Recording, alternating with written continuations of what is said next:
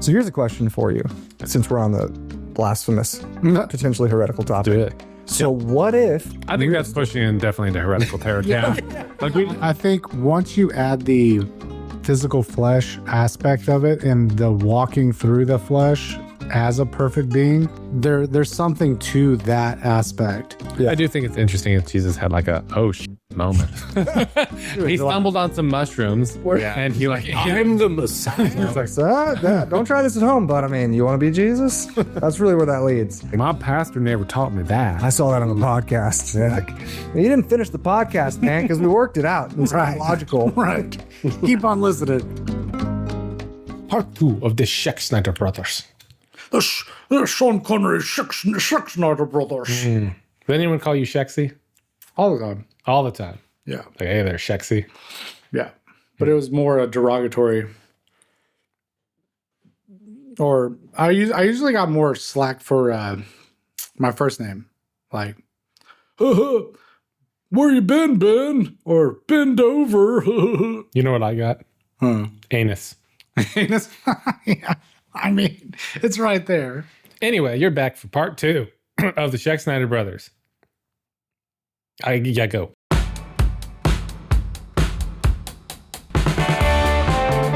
Obviously, the forbidden fruit didn't really work out too great in our favor. Yeah. Here's a And question. that was a treat. That must have been quite a trip. We're still on it. Do you think... That's all one big trip, man. It's been one big trip. We're all in Adam's mind. Or do you think some of the biblical prophets and some of the wacko stuff they said, do you think they were under like a spiritual impression, or do you think potentially there was some sort of, maybe they didn't even know?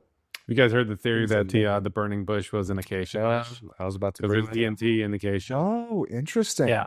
So the idea was that the bush that Moses was talking to, he was dripping off of. It's dripping. Yeah. Man. But he doesn't talk about, skyrocketing through some kind of cannon and watching the Universal clowns or whatever that are...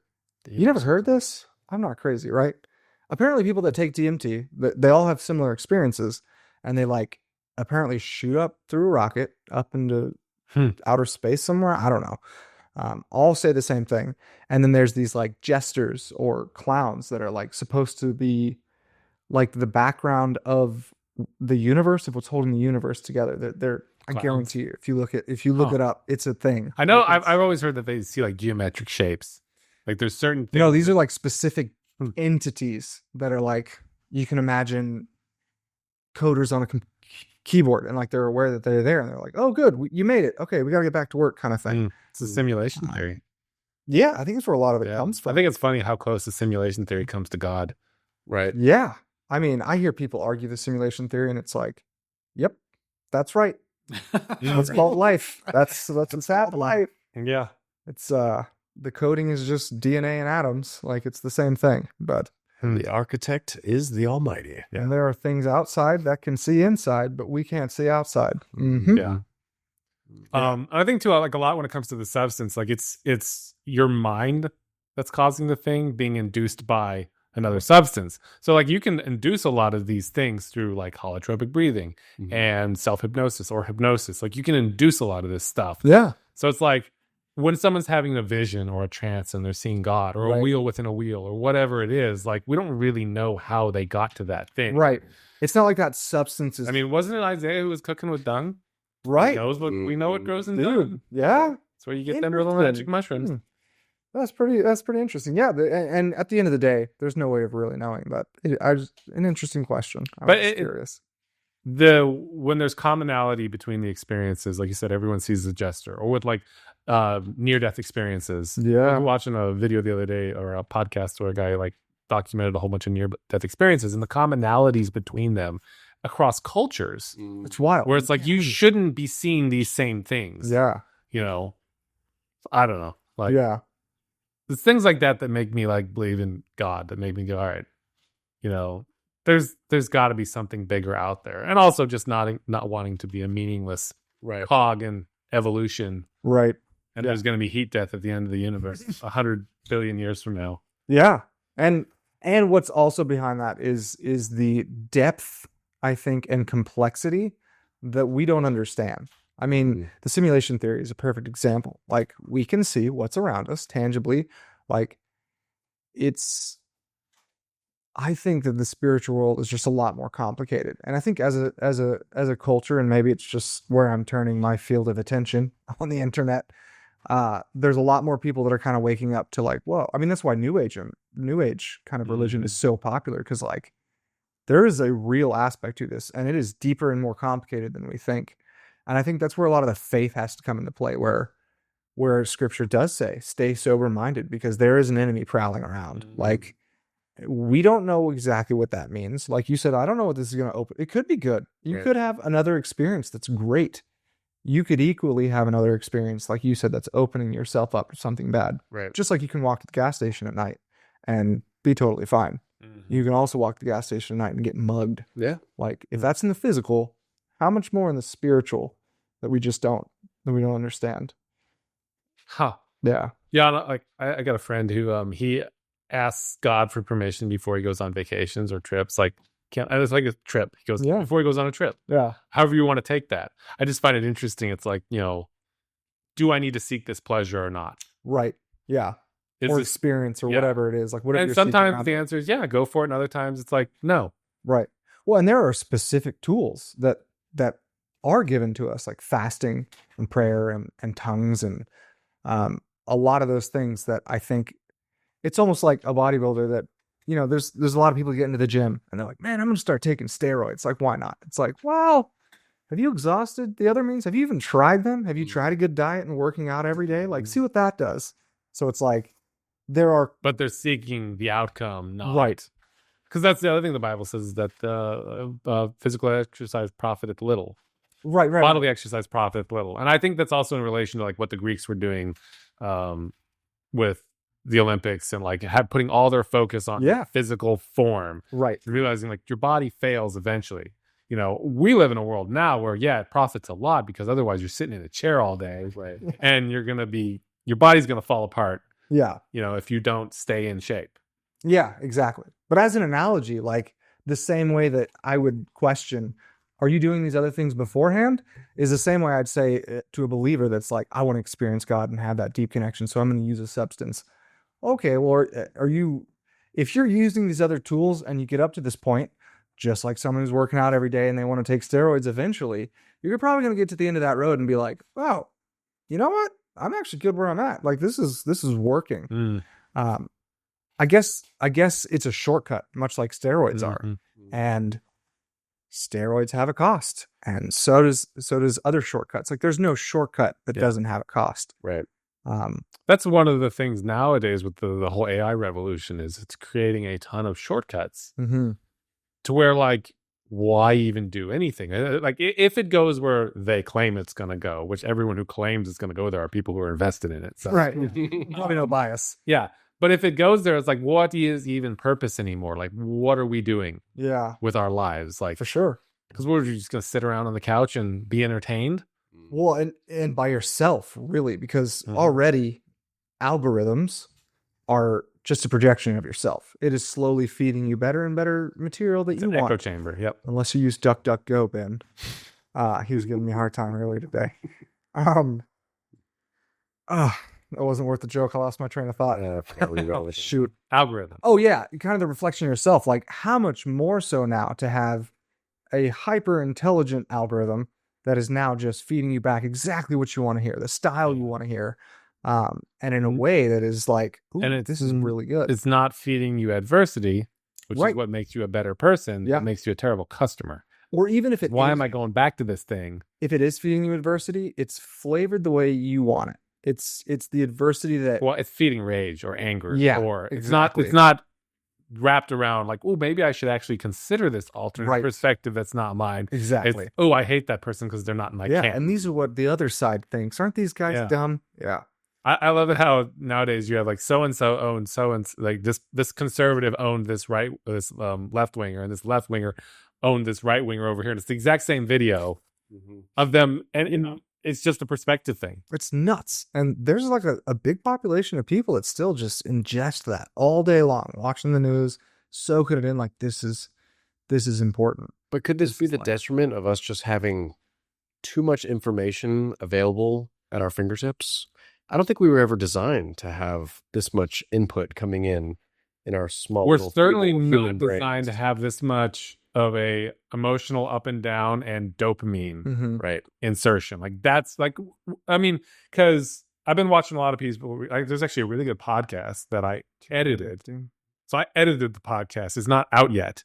Where it was a large businessman who was just talking about his own personal life and how he self-reflects in the morning. He doesn't take his phone off airplane mode. He just sits, figures out his day, and then he was talking about people's action quotient because he had Action quotient. yeah, well, like your IQ, your intelligent quotient, Oh, okay. and then they came up with the EQ, which is your emotional quotient, and he has one called your action quotient. I like that. Blow his thing, but he was looking at high performers who a lot of high performers aren't necessarily like really high on the IQ level, but they get a lot of stuff done Interesting. because they're constantly taking action Yeah. and doing things in their life. It was a really good podcast. Yeah.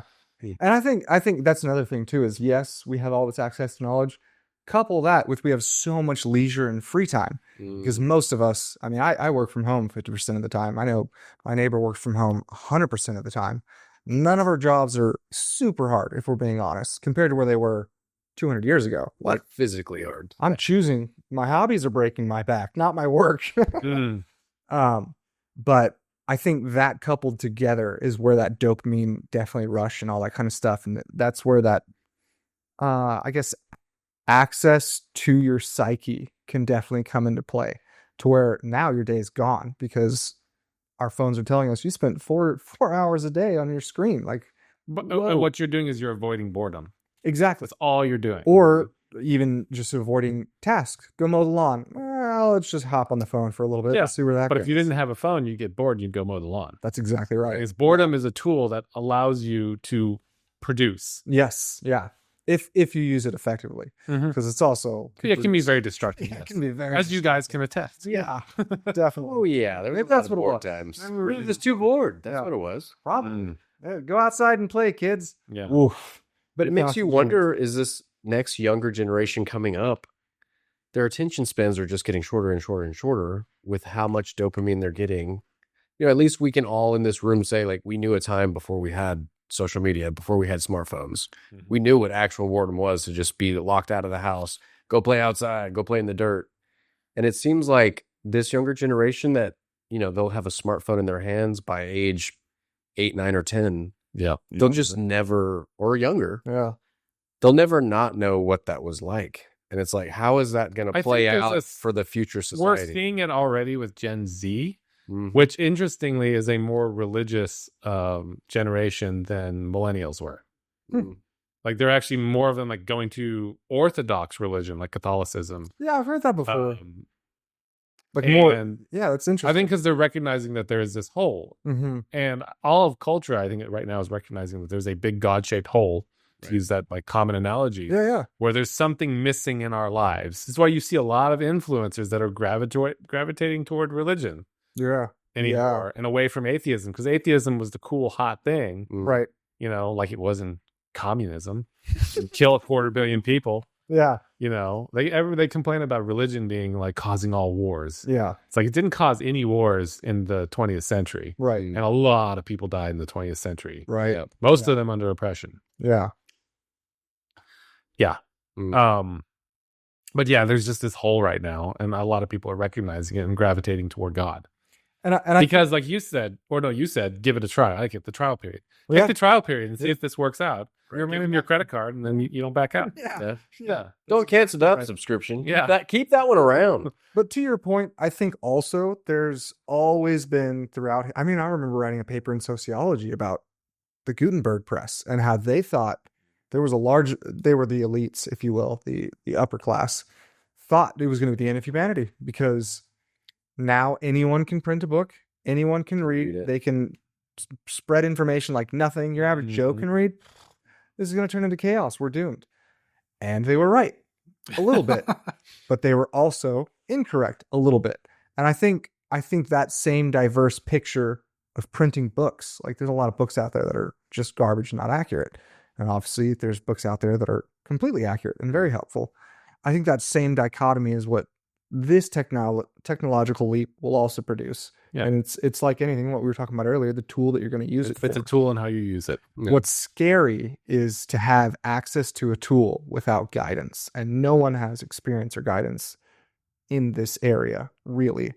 And I think that's Well, the other thing about it is it's replacing everybody. So that you look back at the automobile replaced the horse. yeah, Now we're the horse right. in this new analogy. Yeah, the Gutenberg replaced the verbal teaching, like the TV replaced going out, I guess, and experiencing life, and now this is replacing people in your life, like the person living. But even next just to like you. workers. Yeah, Yeah, like, set aside all the pictures and the entertainment stuff that it's creating. right. What about all the workers that it's going to replace? And it's hard to argue against that because if it's more cost effective to have a truck be driven by AI than paying someone $90,000 a year to do it. Like, how do you argue with that businessman in that Right. model? Yeah. So it's like it's a snake eating its own tail. Like, what do we do? Yeah. I think it's interesting. I think everyone knows there's going to be a huge shift coming in the next, whatever it is, 5 years, Good, sir. 30 They're years, saying 2027. our lifetime. Like we will see a huge, thanks, Ben. We will see a huge shift. I'm curious just to see how many adopt and reject. And I just think there's going to be a wide range of people that adopt it, some that adopt a little bit of it. Thank you. Well, we've already seen that there's a whole, even in this younger generation, there are select groups of people that are just trying to escape the matrix and go live completely off grid. Well, like you go do and the go garden, homesteading. Yeah. Yeah. go homestead. Right. So there still is always going to be that group of people, I think. Mhm. I don't think that's ever going to I mean, you have Amish people that are, Right. Right. Case They're in not- point. they're not hanging out with We still someone. have Amish people. Maybe they had it right all along. right. Yeah. But I think in that same spectrum, you'll have the fear that I have heard, and it's a fear now of mine, is the segregation that'll happen, like the kind of class system, if you will. I don't think it fits really the Amish analogy, because if you have people that are adopting this technology, let's just talk real extreme, that are physically altering their body and now can think like a computer, to people that are kind of doing it, but like, I'm not going to put that in my body, to kind of the Amish example, they're like, heck no, I'm not going to do this. I mean, those are different layers of beings intellectually. I mean, that's where it gets weird. And well, it's fine if we can like stay in our own lane and live in our own camp. The problem becomes when you Humans start don't like that. imposing and Yeah. start colonizing. That's how and going, humans you are. can't live that way. You have to live this way, Right. and we want all your resources. Yeah. Right. Yeah, exactly. Yeah. And I think that's how humans have been. Everything does seem to go in cycles though, and we just keep doing it. So if we look at the past and the previous examples, there's a chance of that happening. But whenever that happens, there's also always God moving his fine thread through there, That's and it. revolutions and changes. And I was And about we to say, grow. God is literally outside of time. He knows what's going to happen. He knows what's coming. Our small little human brains can't even fathom all of these things. So I don't really have a ton of fear myself, just because I trust that he's the all-knowing God, yeah, and he can perform in any time, in any technology, at any age. Yeah. So there's not really like individually, like, I don't it's have any fear. Like a lot of anxiety is worrying about things you can't change. I heard a really good quote that anxiety does not exist. Anxiety is just a reminder for you to pray, yeah, that's pretty good. because you are not trusting God in your walk. And if you have anxious thoughts, that is just a small level of fear. And the only way to combat that fear is to take it to God. Yeah, I thought that was really powerful when I heard it, that's pretty good. because I always would tell people, oh, I have anxiety, or I struggle with this stress. But really, that's just a reminder physiologically for you to go, you know what? I need to tune back in with God and really trust on him. But with all these leaps, it is every generation. I feel like every generation was like, it's the end. Our grandmother, Yep. Lula May, Yep. rest her soul. She would always say, the end times are coming. The red It's moon going to thing, happen in my the lifetime. blood moon thing. I can't tell you how many times she told me, like, there's a second blood moon this year. Just be looking out. And it's like, okay, all right.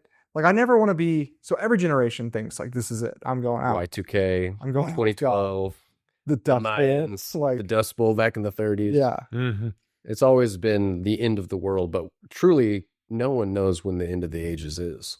True. But it is hard. I mean, I get it though, because it's hard walking this now and then reading Revelation and being like, whoa, that fits. A lot of these Doesn't it fit under years pretty ago? similar. You'll know the time in the season, but you don't know the hour. Right. Yeah. But even that, like, seasons for us are always quicker than seasons for God. So it's like, I don't know. I guess that's the trajectory we're all going to. So none of us are wrong when we say we're getting closer. I just don't want to be a person that says, like, no, it's my lifetime. This is when it's happening. We have no idea how much more wacky it could get before them. I mean, truly. And who's to say it hasn't been a cycle? This might have already happened. Ooh, like Yeah, I know. Ancient aliens. Yeah. Ancient aliens, ancient technology. He replenished the earth. Go Yeah. forth and replenish the earth. Did. Do you believe Things in happen in cycles. I probably already know this answer. Do you believe in a pre-Adamic civilization? Like pre-Adam? Do you think there were either animals, but more along the lines of like intelligent beings? Maybe not human. I don't necessarily believe that, but I wouldn't say I don't believe it because there's nothing to say that God doesn't have the power to have created It's a safe a whole another It's a good safe answer. layer of intelligence and life out there. Yeah. So I'm not going to say that I personally believe that, but I am not going to sit here and say absolutely not. There's no way. Good. I'm glad you're in that camp. I'm open-minded when it comes to that. Yeah. What's that? Raise your hand, Ben. No, I can just. They're related to me. Yeah, no, clearly. I What do like the you idea. think? I like the idea of a pre-Adamic civilization. Yeah. I like the idea. I say that, like, maybe that's where the dinosaurs were and the pyramids came from and all that kind of stuff. Yeah. Who knows? Yeah. Maybe there was a cataclysm before that, and God just there was a flood where He killed everybody, Mm-hmm. type of thing. But who's to Said- say there haven't been multiple floods? Exactly. Right. We'll never know. Well, from Noah's perspective, there's only gonna be one. Like, you'll Right. never do it again. So we only want to that was the last one. That was the last one. So But like There before could've that, been it's like some the before. Earth was there in Genesis 1, like there was Covered in darkness. water. Yeah. Yeah, obviously. Or portions of it. I don't know. Does the This specify? is the forget it. There was darkness and void was on the face of the deep. Or no, The spirit was hovering over the. I I forget. remember the spirit hovering over the waters, right in the beginning of Whatever. Genesis. In the beginning, God created the heaven and the earth. The earth was without form and void, and darkness was over the face of the deep. And the Spirit of God was hovering over the face of the waters. So clearly there was something there. It was wet. We know that. It was wet. Yeah. Well, how did it get wet? Atlantis, maybe? Yeah. Yeah. I mean, Technically, they were underwater. you just never really know. Maybe he wiped everything out like 65 million years ago, and that was the dinosaurs, and he finally came back to that rock. Like, maybe we'll do something with that place. Yeah. You know what? I don't know. I got a plan. These These are fun speculations. I do. I personally think the Earth is older than The traditional train of thought. the traditional creation theory, but potentially maybe even the evolutionary theory. I think it's really, really old. I do believe that the Big Bang was God obviously creating. Like I know. That's the other thing. When people talk about the background radiation of the universe, it's like, you mean God? Yeah. Yeah. And the more of a simulation. Now the James Webb Space Telescope, the big new telescope I know. they put up there, is like finding stuff that like is way older than it's supposed to be. Right. Or that they're finding. So the theory is the universe is 13 point something billion years old. Mm-hmm. It's when the Big Bang happened, and they're looking at galaxies that are supposed to be like 200 million years old at the forming of because it took 13 billion years for the light to get here, and they're like, these galaxies are way too well formed. Right. There's no way that these could have formed in this time, Yeah. unless they just immediately from the start. And I think it's the 13 billion year time frame comes from, I forget the guy who did it, but it's astrologer. I don't know, not astrologist, astronomer. Anyway, I don't know who the guy is, but it's kind of cyclical in that he, like, the way he made his determination. Trying to explain this right. But the way they determine the age of stars and galaxies is by looking at this guy's work and saying, is it this far away or this time frame? And then I'm explaining this super poorly. No, I'm But understanding. basically, it's like kind of like some evolutionary things where, like, if it's in this strata of rock, therefore it's this Right, old, yeah. and we determine the age of the strata of rock by what fossils are in Like, it. what are you basing your baseline? So it knowledge becomes on? circular. Which honestly speaks to a lot of spirituality. I mean, that's why you can explain that there's a simulation theory, but you can't say it's God, because it's like, what are your building blocks of knowledge? And if it's based on that old faulty knowledge that no one's looking at again, even though it's 2025, then the lens you look at everything, whether it's astronomy or geology or spirituality, is going to be incorrect. And that's that's the difficult part about humans, because I like these theories. There's a lot of good science to be like, oh yeah, that makes sense. But the same people that are like, you need to look deeper, like they're not telling us the truth, will be the same kind of people that are letting their own ego feed into their own theory. And now what might have been a good looking puzzle piece that could work, now they're shoving it in there. It's like, no, it's because it's there because it's there. They're holding a paradigm. It's poor that rep. they will not question. Yeah. They'll question everything but their own paradigm. Yeah. Yeah. It's just not good reasoning, really, is what it is. And I guess it's ego. There's just no humility in that. But killing that ego, like you said, ego death. That's one of the greatest enemies. I mean, we talk about demonic forces and the adversary and all that. And I definitely lean toward like humans are our own greatest enemies. yeah, Like, yeah, the devil's out there and everything, but he doesn't need to do that much work. yeah, he doesn't. Yeah, exactly. well, I You think can it's get in your own way a lot of times. what's interesting. I think the two coupled ideas, what you just said, and then you saying how God is outside of time. I think we have a great misunderstanding about the Genesis story. Like, I think it's a lot deeper and a lot older than we think, and it's misinterpreted of just this idea of like Adam ate an apple because of a snake with Eve, and then we got kicked out. Like, I think there were actions that took place outside of time and had immediate ramifications, but because it's outside of time, that it also trickles into what we term the spiritual realm and kind of these devils and demons and these disembodied spirits, whether that be greed or lust or power or whatever, that I think started then, but also have echoed throughout all of our times. And I think a big part of what Jesus did in coming and kind of casting that out, and standing at the gates of hell, and what is termed to be the gates of hell. I don't remember the exact name off the top of my head. Golgotha maybe, but literally saying it ends here, and I'm going to build a new church on this rock. Like, I think that was another part of a story we just don't see. That's part of that out of time tale of the decisions we made in nudge sin. But I think the spiritual world, like you said, is also because we're latching onto those things because they feel good. Because this human body likes power, it likes lust, it likes money. But a lot of that is just attached to insecurity. Yeah, Yeah, you want those things because you're not secure in your own identity, state and position in life. Yeah, And also you want to get laid.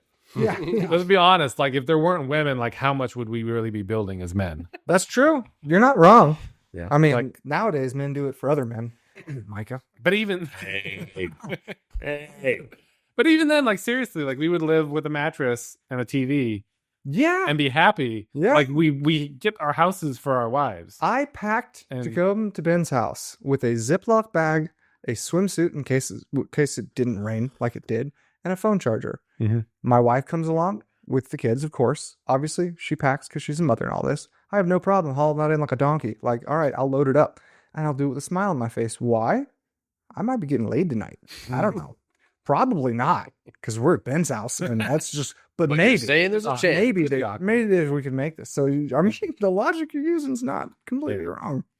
But, like, that's at a base level. And I'm not saying, like, women are just the ones who want the houses. Women are nesting. Like, they have Right.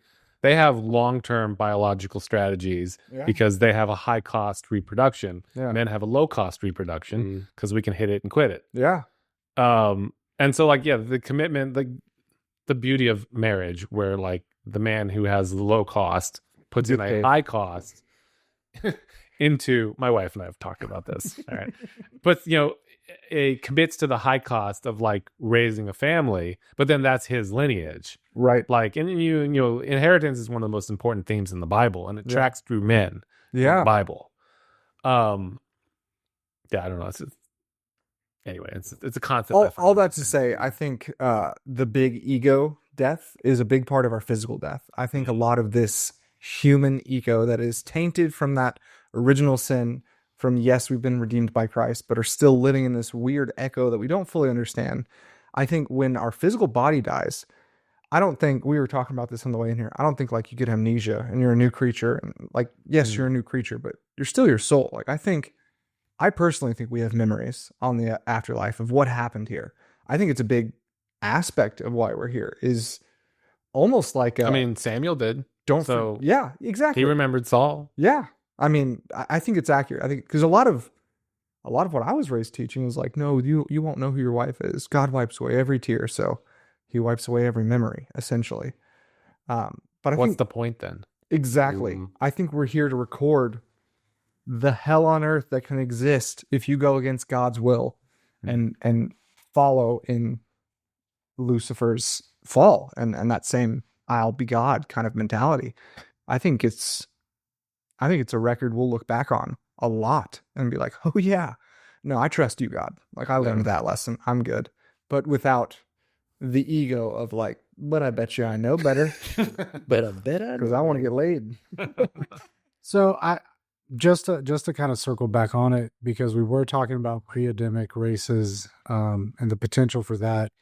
I think that modern, I don't want to put every modern Christian church, but most theologies will take the Bible, and yes, it is the Word of God, and limit God to a timeline from Genesis to Revelation. Yeah. Yeah. Right? Mhm. So therefore, just by us, potentially speculating of a pre-Adamic, right, it could almost be heresy in a lot of churches across America.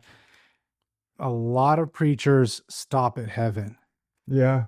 wherein there is potentially, because we are told a new heaven and a new earth, there is potentially going to be life and purpose fulfilling, after it's all done. Right. Mm. And we were talking, that's why we were made in the beginning. Yeah. We weren't made just to, all right, worship me. We're good. Like, Yeah. we were made with purpose, with intent to do things, to build things with drives that naturally probably were all good in the beginning. We just manipulated it. So why would that not be the case after? Why would we just stop and be like, all right, We're sitting on a cloud. Mario Kart's done. I guess we'll just chill out and make a smoothie. Let's see what the next game is. Be like the Mormons, we each get a planet. Yeah. Planet Timothy, not Planet Tape. No. Don't go to that planet. Wrong planet. No, but I think that definitely speaks to even just the Christian life in our day to day, right? To be able to grasp onto future inheritance, Yeah. right? And to bring that down in the here and now and say, hey, listen, I know that when this flesh dies, I will be reunited into the kingdom on a spiritual level and given a new body. Yes, there will be, no tears, no pain, no suffering, but I'm going to have a deep purpose, a purpose that is realized, that was formed by a God that loves me. And whatever that purpose and what I'm doing, cause I will be doing something, will be worship back to him. And that's essentially what, in my opinion, what I'm kind of growing into is like, that's it. Yes, we are to worship God. And everybody worships God in different ways. Some people sing on Sunday morning and some people don't. And, Some people do their job the best they can Yeah. and try and create communities in their marketplace secular job but their heart is worshiping. Like, right, you brought me here. I'm doing this for you. Like, right. I think Yeah, it's people also do their important to remember that God's kingdom is already here on earth Right. now. right. I think too many Christians get this mindset of like, okay, well, we're just going to do the best we can, and then we're going to get that magical golden ticket to go to heaven. Yeah, after. he's building a place for us. right. Yeah. That's still like And it's always looking. individualistic. It's Yeah. still individualistic. You still have that ego to be like, okay, well, I got to do what I need to do so that I can get to that golden ticket at the end. I'll worry about that when we get there. Right But now, really, the nitty gritty is happening right here and now the nitty-gritty. in your average day life. And that's one of the strong focuses of Mosaic church we go to, is that it's like their motto is in knack as it is in heaven. Yeah, I like Yeah, that. I like that. Because they're all about like bringing the kingdom of heaven on earth. Right. Like, make your world better here. Don't Yeah. focus on being happy later in the afterlife. Man, this is I don't know if you've heard this in your near-death experience. podcast I didn't or studies. depth. No, not you. Your research. Your research, Yeah. if you will. But I've heard one individual who I guess did all the work and found a bunch of stories talking about how like there's actually a place, almost a waiting place of some people that need to almost normalize to the switch, because likely they're not living a kingdom mindset here on earth. It is that individualistic selfishness where God's like, hold on, why don't you play in this playpen for a little bit, kind of understand your role in this, and we'll get you there. And then there are others that are like ready. I think the ones that are ready and go straight into the kingdom, start fulfilling that purpose, is because they've spent their whole life doing that. Are we It's not talking a hard transition. purgatory? You say he's not just sending them straight to hell. Yeah. I don't know. I don't know if purgatory is the right, because purgatory, to my understanding, is It's a waiting period It's the where in you didn't between. get Yeah. prayed out. yeah. They pay to pray you out. I mean, It's very honestly, Catholic. It's been manipulated, but maybe there is some truth to it. but Hades is an in between place. Well, Right. well, okay. So based on Google's AI, it's by the Roman Catholics, right? A temporary state or place where souls of those who die in God's grace but are not yet fully purified from sin undergo cleansing and purification before entering heaven.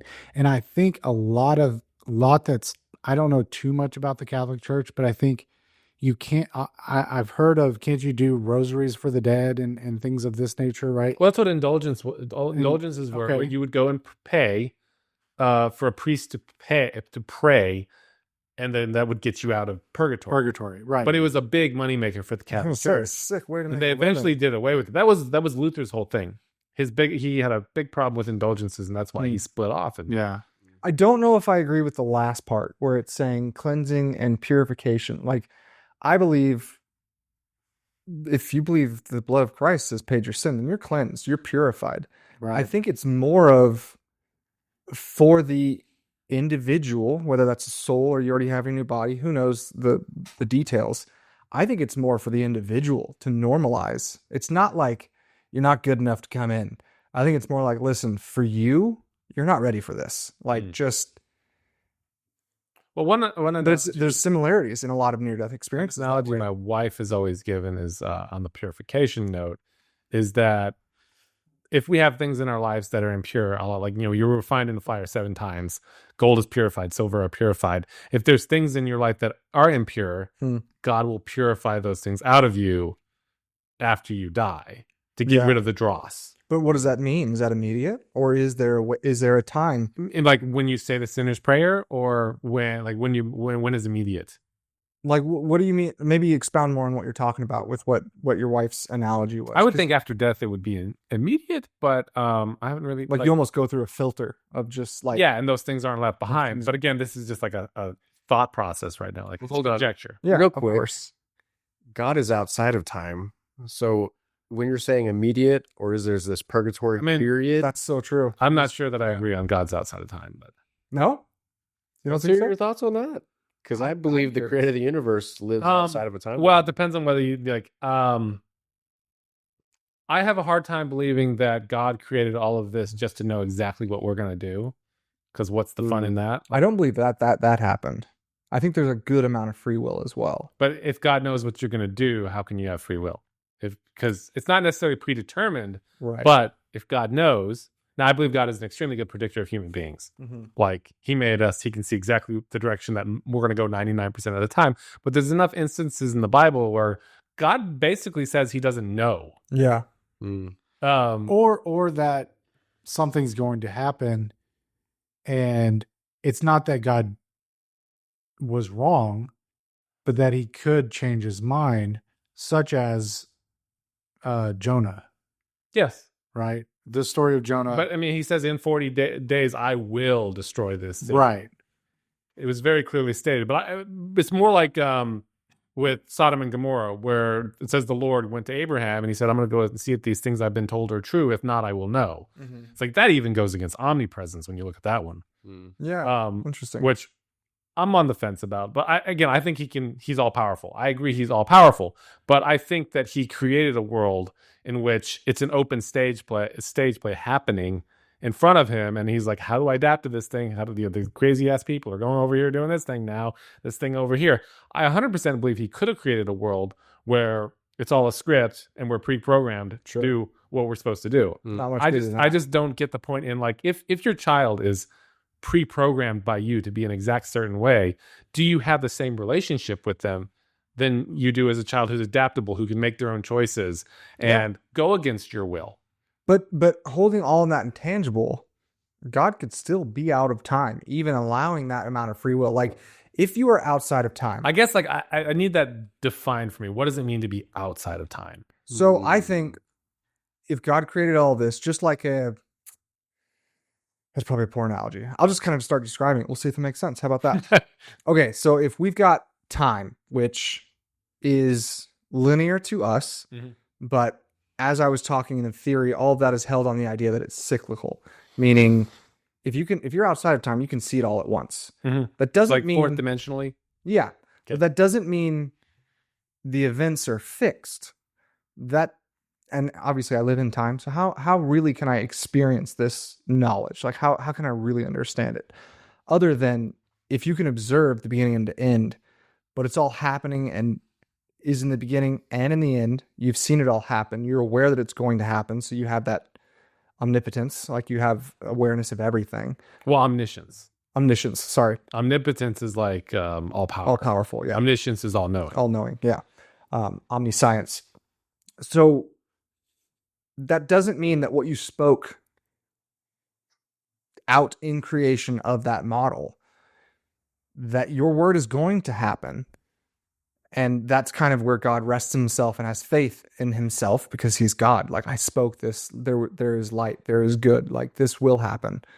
But we are making all of the free will behind the scenes as it's happening. He knows what's going to happen in this model. He knows what's going to happen, but he's intervening in a personal way when he sees fit, I don't know how all that works. There's prayer, there's fasting, there's all those kinds of things that's the relational piece. But he's almost having faith in himself, like, oh, it'll get there. And I can see that it's there. But we're still tracking our own free will, if that makes sense. So, like, no matter what's going to happen is going to happen. But if God changes his mind, he changes it. But that doesn't necessarily mean he can't be outside of time in that same model. Does that make sense? Like I said, it might have gotten you I'm tracking. Now, do I have scientific reasoning to prove that God is outside of time? No. But it seems, okay, on the free will perspective, it does seem that you're saying that if somebody, God knows what's going to happen in the end, but if somebody under free will does something that has a butterfly effect, God will see the change down here in the end. And that's kind of the thread can of fate. alter. Yeah. That's kind of how I see it. That's the power, the fingerprint of God, if you will. Like speaking, like, I'm going to design this program. Let's use AI. I'm going to design this program. Here's the end goal. I'm not making all these calculations. I wrote the code and I said, do this, and I trust it's going to do it. Obviously, as humans, we have to test it and perfect it. But as the programmer, I'm not programming every decision to get there. The algorithm's doing it itself. I know it'll get there. And there certainly is an endpoint that, like, God's aiming at, and that we're going to get there. But if he's not inside of time, then when did he start? Do you think he was created? How can you be created? Like, that means that there would be a he's of him. God is supposed to be uncreated under the ideology of Christianity. So yeah, if he was always there and he's outside of time, when did he start? Like, then your brain starts hurting. It's philosophical. When you start thinking that way. It's a philosophical. It's called the unmoved mover kind of argument, and it's the idea that, okay, if that's the case, then someone must have created God. Like, he didn't just puff from nothing. Like that's just not. That's why so many people, even nowadays, have a problem with the Big Bang Theory, because it's just like, okay, we're all asking the question, what started that? As human beings, like, everything has a start and an end. Right. So it's really hard for us to get away from the concept that things don't have a beginning. I think it's because we live in time. But as a thought experiment, like, we can draw all that out to Adam and the creation of Adam. And then because of what we believe, we can put that in the biblical base and say, well, God did that. But if God is within time, he would have had to have had a start. And then that begs the question, like Big Bang, well, who started God? Like, Is there a bigger God? Then where did he come from? And that's Now you sounded Greek. Zeus. Yeah. That's why that's what leads me to believe it has to be outside of time. I like this model that you've thrown down because it definitely fits with regards to principalities, right? And the architect that potentially what I'm kind of thinking is what God had intentional design for this earth, if you will, and these higher beings, maybe lesser beings. I don't know how we would stack up against angels versus fallen angels.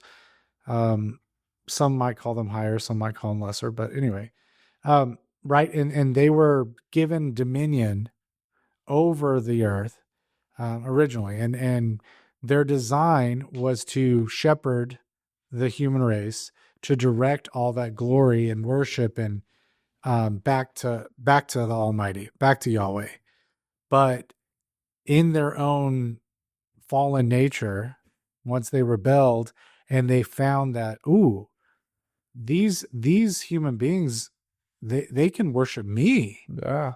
And right. And that's where you have these examples in history with regards to different religions, with regards to different mythologies, about these lesser gods, these demigods that ruled over these, we as modern humans, a lot of us laugh it off as myth. Moana's just a kid story. Come on. Right. But under that same model, right?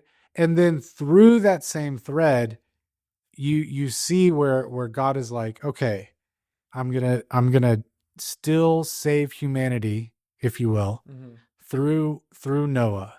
I'm gonna save humanity through Abraham, right? And you see it through the Bible, and you see this thread where all the way up till Israel is founded, and then they rebel and go against God, and he still loves them, and he eventually says, "Hey, I'm going to send a savior, and I'm going to send my son, a part of me, to die, so that you can have." And as soon as he dies and he conquers death and he comes back alive, I've heard it explained as that dominion that broke that quote unquote predetermined Course. our code, a hierarchy of dominion and these strongholds that were really operating over different countries and people groups across the world. And now, boom, we have the Holy Spirit that is not bound to the borders of Israel, Yes. but can flow through. Right. And that's kind of where we're living at now. And if you're thinking that the spirit realm is outside of time, then when that original sin happened, when Christ came back, when the end happens, it in the spiritual realm is all happening simultaneously and affecting. And because we're experiencing time linearly, then we're experiencing the echoes of that demonic realm. We're experiencing the echoes of Christ's freedom, and we're using our free will in this time and now to bring out those elements out of the spiritual realm. We're going, okay, this demonic was there. I can give it power. I can make it a thing. I'm going to worship this. Or we can say, no, the blood of Christ covers me. I'm good. And both can be true in this model, because it happened now as much as it did whenever Christ died, as much as it did whenever the original sin and fallen angels were kind of bringing them about as well. But I think ultimately there has to be, and here's another thing that this might kind of sound blasphemous. We'll with that around here. I don't know if this is accurate. I do know I talk to God, and I do know that I get it wrong. And I do know if I wrote it down somewhere, even if my relationship with God is, most things are inspired. Maybe I don't want to speak against the Bible because I'm not even fully convinced of this. So I don't know. I'll just be honest. These are just thoughts. Maybe some of the things that were written down, like God changed his mind. Maybe he didn't. And we just said he did because we thought that. I mean, there's direct scripture in Levitical law about eating foods, especially, but even the later prophets, Jeremiah specifically are talking about like, whoa, I'm not happy with the people that wrote these laws on food. Like that, they were not hearing from me. Where does Jeremiah say that? I don't know the exact verbiage. If you can Google it, Ben, hopefully he'll save my butt. Jeremiah, Ezekiel, one of those. He alludes to it, and he's obviously speaking in the Spirit on behalf of God. And even Paul later on saying like, well, that's all been done away with. Like if Jeremiah 8:8, the prophet critiques the scribes for their false interpretations, handling of the Torah. yeah, rather than staying in the scripture. What does itself. that say? So in that case, rather than scripturing this, the scripture itself is corrupted. Yeah, let's go to Jeremiah 8:8. I don't need an algorithm telling me. You don't want that AI. But if that holds out, if I'm not wrong and I remember incorrectly, which is possible and only proves my point, is there a point where some things we were recording and like Noah, like we were just talking about, he flooded the whole earth. Well, yeah, for Noah, he did. He flooded that whole earth. That's all they knew of earth at that point. Mm-hmm. But were there microcosm floods that we weren't Localized, tracking? global. Does it change the moral of the story? No. Mm-hmm. It is just different than we thought. So how much of that are we interpreting thousands of years later? And it's like, well, maybe that's our human view of what God said and did. I mean, you think about Job. Satan, the accuser, went up into heaven and was just like, hey, can I unleash this on the earth? And like I'm going to put this on Job. I'm going to test him. Let's see. And God allowed it. Mm-hmm. Job was never made aware. Who was made aware? Who knew that spiritual heavenly interaction happened? You'd think Job of all people would know that. And maybe who wrote that story, it was inspired and is accurate. But maybe we don't fully understand. I don't know. I think I'm just open to, as much that I'm open to the 7 days of creation and a snake giving an apple to Eve being just as much literal as it could be allegorical. Mm-hmm. I hold that in tandem as well. And maybe that's me fitting my puzzle piece of God is outside of time and going, bah, bah, well, bah, I mean, we look through a glass darkly, so there's a lot of stuff we don't understand, and we have to be able to step back and say, maybe I'm not interpreting this properly. As long as you're not allowing it to just unravel your whole faith. Right. And you start tossing things out. Exactly. And going like, I'm just going to believe whatever makes me feel good. At the end of the day, I'm Timothy in 2025. There's no way I'll ever know. Yeah. And you got to have a final authority outside of yourself. This is the structure that I believe in. Yes. And God will preserve his word. Yeah. But it's a slippery slope to being like, well, that's not accurate. Exactly. Sex, I can have as many wives as I want. That's probably not accurate as well. Like, well, you gotta, but I understand. And I agree with that. You have to be very careful. These are thought experiments. Like and that's why I say at the end of the day, if it comes to what I feel the Spirit is leading me and I've got some kind of reasoning that the earth wasn't created in 7 days, then as a human out of faith, I'm going to have to kill that thought and be like, nope, I'll just believe. I'll have faith that it happened in 7 days. And I'm back in track with believing the entire Bible. However, if I can hold that in tangent. Well, you're back in track with believing certain denominations' interpretation of the Bible. Right. Yes. Yeah. But if fair point. If as an individual, that is keeping me aligned with God's will for my life and me living with God, so be it. Believe whatever you want to believe in those aspects. Like obviously there are core things like Christ dying on the cross, like salvation issues. Yeah. Those things like, okay. But there's not a whole lot of workaround. Like that happened in a time and age where we could kind of record that and it's accurate and we can find evidence and like we can prove those things happened. So even if you wanted to argue that, you really couldn't unless you were really trying, which if we're being honest with ourselves, humans do that because it's easy. I did it. But if you can hold both in tandem, I think it also makes for a more lively potential of what could be. And a more personal revelation of now I'm motivated to dig deeper. Well, what points me to believe that, or what points me to over here? Well, you're along for the ride, and also we're told to work out our salvation with fear and understanding. Yeah, we're not. I don't think we're called to just blindly believe. Yeah, and like that's what I was taught. That's how I was raised. I'm just going to do that forever. Yeah. But then you said that thing you said earlier about like people who doubt. Right. What was it? How did you phrase that? I don't recall anymore. Rewind, maybe. I don't know. You guys can just clip it. You said that people who doubt have it harder, or Oh yeah. The idea of like blessed is he who sees without believing. Yeah. But yeah, how much harder? And it's like, you don't want to go down that road if you don't have to. Yeah. And that's also where I hold a lot of different people who are throwing rattlesnakes on the ground and saying like, I'm speaking to him, and like pushing people over, like the spirit comes inside of you. Mm-hmm.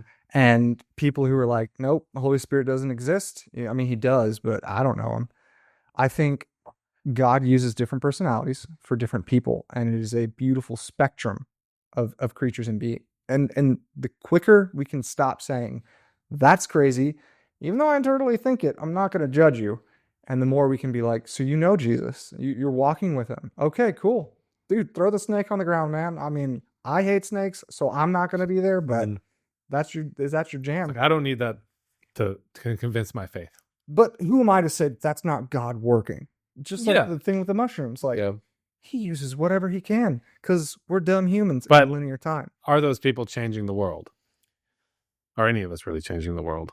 I think that is the personal walk that you have to ask, is where your kingdom come. How much am I taking that seriously? Because maybe there are people like these young kids that want to go to the more orthodox religions that are hungering to see a snake hit the ground and be like, whoa. And if it leads them to God, yes, you're changing the world.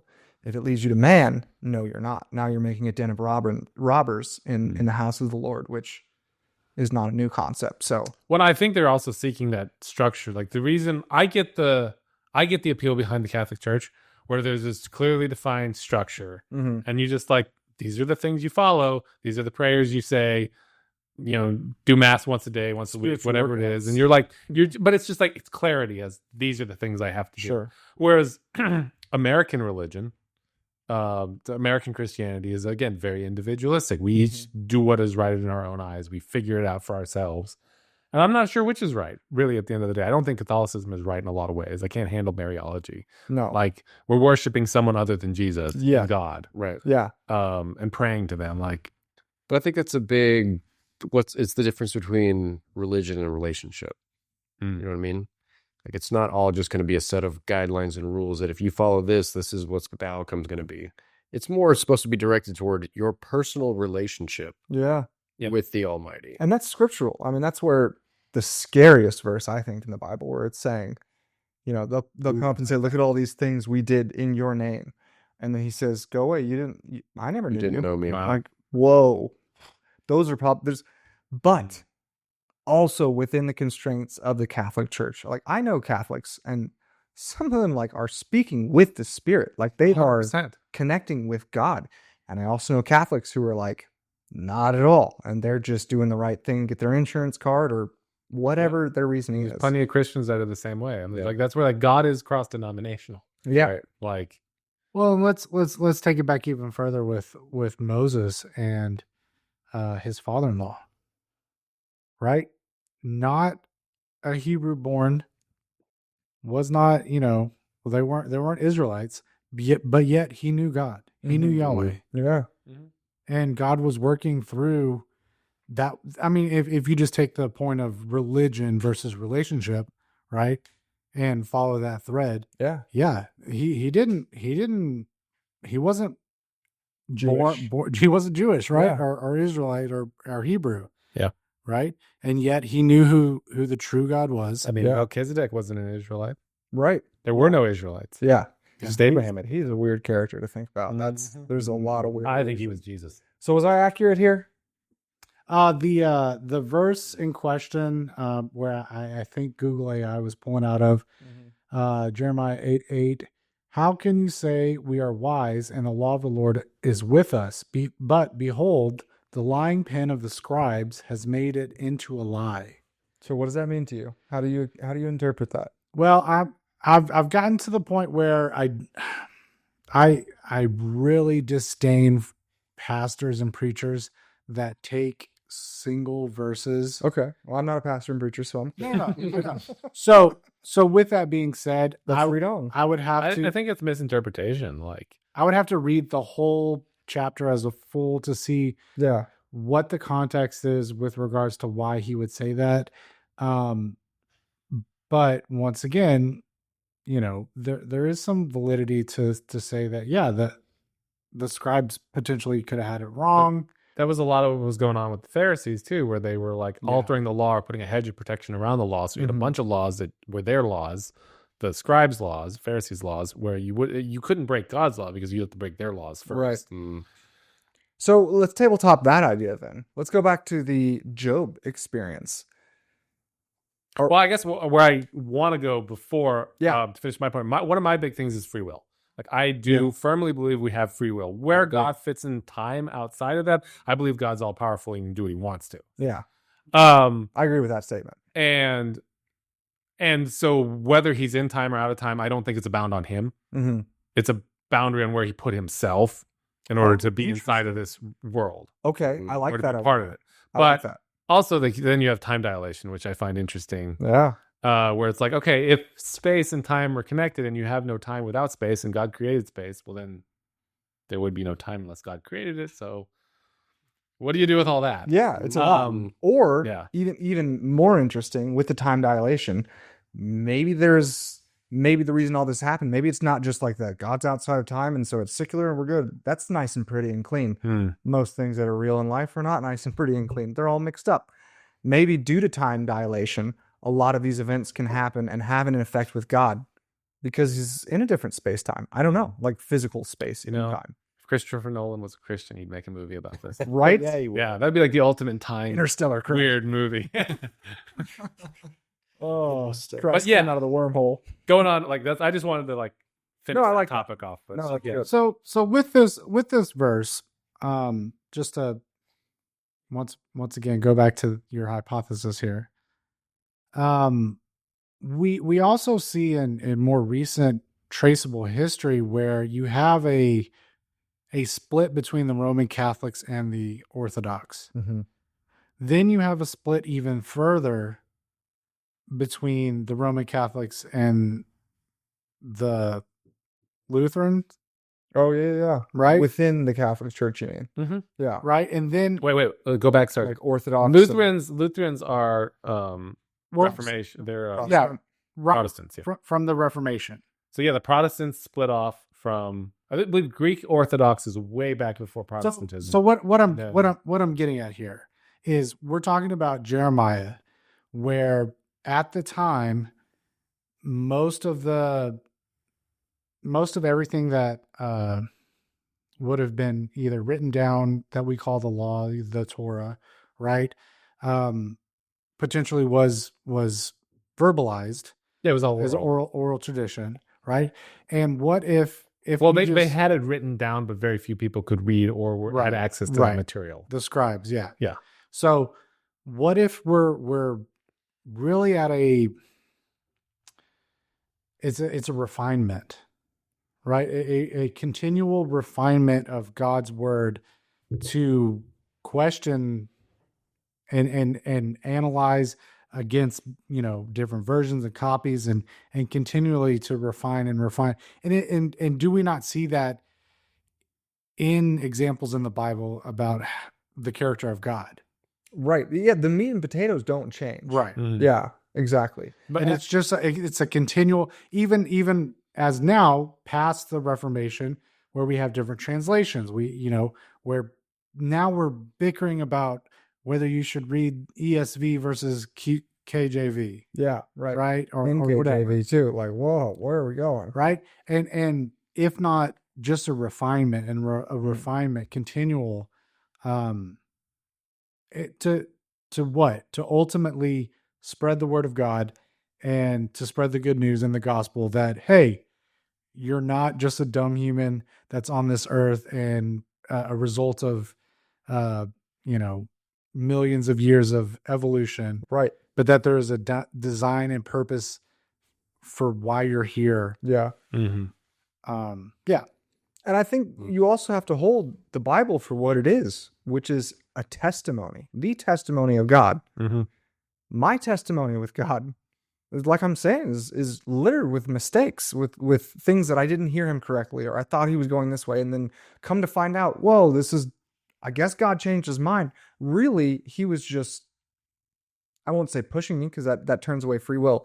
As my free will is submitted to him, Well, I think God. I mean, he hardened Pharaoh's heart. He Right. didn't really give Paul much of a choice on the road to Emmaus. Yeah. Yeah. He's like, you're doing this thing. I 100% believe that God will take action in people's lives Yes. and push them in directions, Yes. but we can still choose not to follow and Override pay the it. consequences Right. dearly. Yes. I think in the same way that that's true in my life is the same way that it could be true in the testimony that was written down. I don't want to say that to say like, well, this is probably inaccurate, so using logic, let's throw all of it out. Mm. I do think that the word is something unique. It is not, because it comes alive, because you can pull things out at certain seasons in life that lead you towards God, and the faith comes from that. I think there is room also to think, in the Job example, or God changed his mind. Like maybe he did and we didn't see it that way. And we can still kind of hold those things. But Yeah. yeah, I think, I don't want to say you have to use discernment using the word, but I guess you do. Like you said, you can't just pull out a verse and be like, boop, I'm good. This covers me. Yeah. You do have to use discernment. And Drink piss and eat dung. that doesn't mean anybody was a liar. That just means the thread that went through the history of time probably looked a lot different for the individual, the first or before first century Jew who was writing it, or Israelite, or before that, Melchizedek, than it looks to us looking back thousands of years across. Yeah. I don't know. It's not that I don't think God could do it, but God also created this the way that he did, this earth, the way humans are. And to imagine all of these things being untouched by human scribe manipulation, and then getting here and it just being pristine and perfect, and like, nope, God. Well, it's the thing it's that a fine line. It's the thing he preserved. Yes. Like he says, I will preserve my word. And there's a lot of stuff that hasn't made it, that did get tossed, right. or maybe wasn't legitimate. And that's also where, like, just having faith in God is also having faith in the Bible, because that's the thing that teaches us about God. Right? Yeah. So otherwise we're just our own religions. Right. It's a hard thing to say. Potentially there were things that were maybe misinterpreted, but in tandem trust that was God's design. And so, yes, he could have done it just as much. It's almost like Schrodinger's cat. Like, unless we were there and knew God's intentions and thoughts, which none of us do, there's no way of really proving like God changed his mind. Like maybe he used our free will to, I don't know. And the thing is, Now I'm mixed up. well, no, and the thing is, too, Where are we is like, going? God cannot tell a lie, but this may sound heretical as well, but maybe that's the best thing for us to believe, is that God changed his mind, rather than it being like Yes. cut and dry what really happened. Yeah. But again, God says he won't tell a lie. Right. So, But what human interpretation is that's what he said. Like, all right, cool. Keep going. The story's not over. Yeah. Like, let's keep going. Keep writing down history. Because in reading through the Bible, like you can't get through that. Even if you believe what I just stated, and it might seem heretical, like you can't read that and then not see the thread where he is still working, if you're being honest with yourself.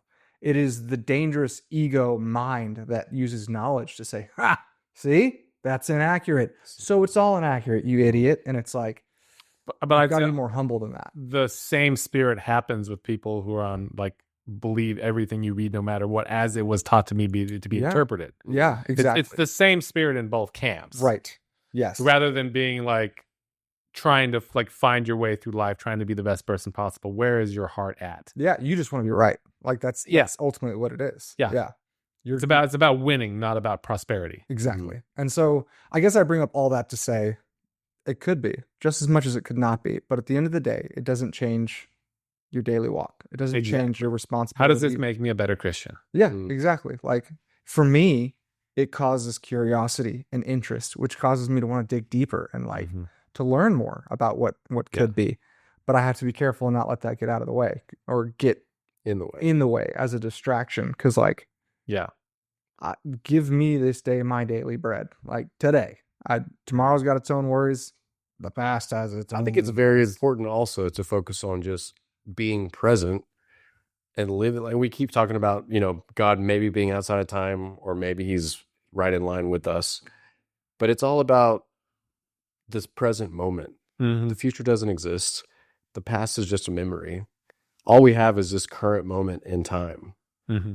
And that's what I think we just need to focus on that. Mhm. Well, and like that's the And difference. not really overthink too much things Yeah. and be humble about it. And that's where faith comes a huge play into it. Yeah. Well, that's the difference between us and angels. Right. Is we're like angels get to see God in his intent. They have they know him directly. To Right. put it another way, we have to believe. We have to have faith. We get to experience this life, and like, I mean, if you think about like what in all of popular culture, where you have someone who has like eternal life or whatever, they're immortal. It's a curse. It always becomes a curse, Right. And that's how we interpret it. And you're trying to create conflict and drama, but it does seem like reincarnation would be a better avenue than immortality, because you get to live over and over again. Yeah. You get to have a new level, a new life, a new load. Not that I'm saying I believe in reincarnation, No, I although I understand. like the idea, but I can't support it scripturally. But I think it's uncreative. I think I get more excited and like the idea of what Ben's saying is there's not reincarnation, but there is a rebirth, a recreation. But you're still the same Sold. Well, and I soul, think like piece of software. reincarnation is a nice idea because it's you understand the playing field, Yeah. and you get to restart again Yeah. with a whole new life. Yeah. Like, so it's like it's a nice idea, whether it's an accurate idea or not. I also think it's putting a limitation on God to saying he can't put a soul back in a body on earth. Sure. Yeah. But again, Yeah. I don't have scriptural proof behind any of this, and I Right. don't think it's like the There would the be more, Buddhists. I feel like there'd be more the Hindus. for it. Sorry, the Hindus. I don't think it's quite like the Hindus where it's just like everyone gets reincarnated and you're a cow now, or you're a fly now, or I don't think that. But what's interesting about that is you are in purgatory. You are going through a process of cleansing and purifying your sin until you can be, because there's got to be an end goal even to reincarnation. I mean, unless the end is just Again, yes.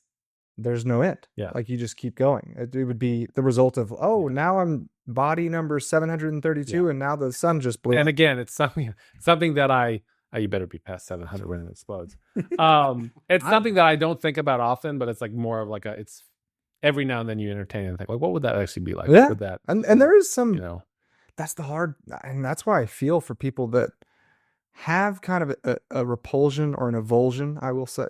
Aversion is what happened to my hip when I broke it. That's where your bone takes out, whatever. Anyways, an aversion to Christianity, because it's so easy to look at those things and like, that's pretty good arguments. Like, yeah, it could be. Because there's a grain of truth in it. Like there really is. And there's a form of it, I think.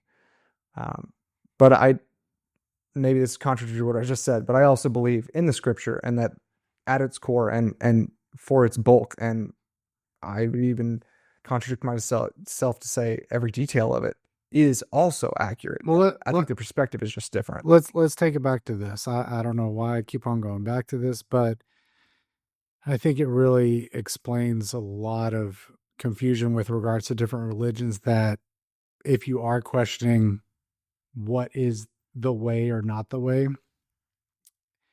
you have these beings that are dominating over these people groups, and they know the correct way to raise up their humans to praise God.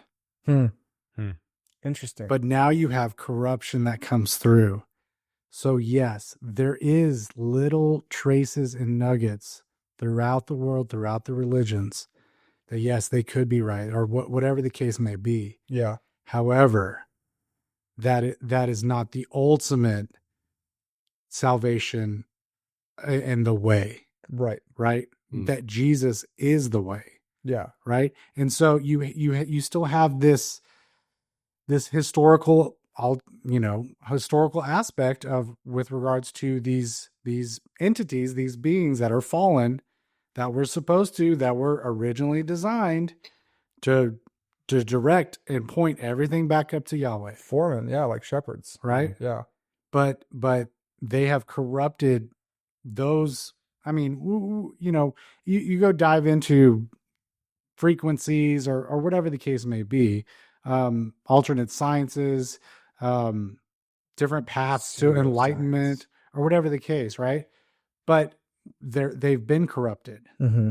They all have been corrupted. So as Christians, God definitely has plucked us away from that to say, hey, just trust me. Trust me. I am the truth. I am the truth. I am the light. Yeah. Right. I've already gone ahead, and probably before Jesus, whatever the case may have been, right? You still have the Torah, you still have the law, but I'm telling you right now, I've already made it so easy. Yeah, You don't exactly. you don't have to complicate it. Mhm. Mhm. Right. Yeah. And hence, if you have faith without seeing, how blessed are you? Like, chill out. Don't overcomplicate Right. it. Just have faith. Like, how much more of a burden to be like, well, hold on, this is tripping me up. Like, at the end of the day, faith is what it is, which is a Mhm. belief that in things you can't see or things you can understand. Yeah. Um, And all that anxiety and focus on the self stops you from being productive. It stops you from Right. producing. I think that's the And- line where you have to be like, nope, Yeah. I don't know. I'm not going to explore. I'm not going to use my understanding. Yeah. Because you think about like the parable of the talents. How much anxiety did the guy have who went and buried his talent? Mm. Right? He was just like, oh, I got to protect this thing. Can't let any of it get What could happen? risked or lost. Like, yeah, exactly. Yeah. And the other guys, I'm sure they might have had some anxiety, but they were being pragmatic. They were being At least moving forward. Yeah. at they were least moving forward. They were Risk. producing It was something. risk. Yeah. Yeah. Faith requires risk. It does. Like, Yeah. it really does. Yeah, we were at church we had up in Minnesota. They did an activity where the pastor like gave everybody money to like with the talents to go like grow this thing, go be prosperous with it, and like produce something. Don't bury it.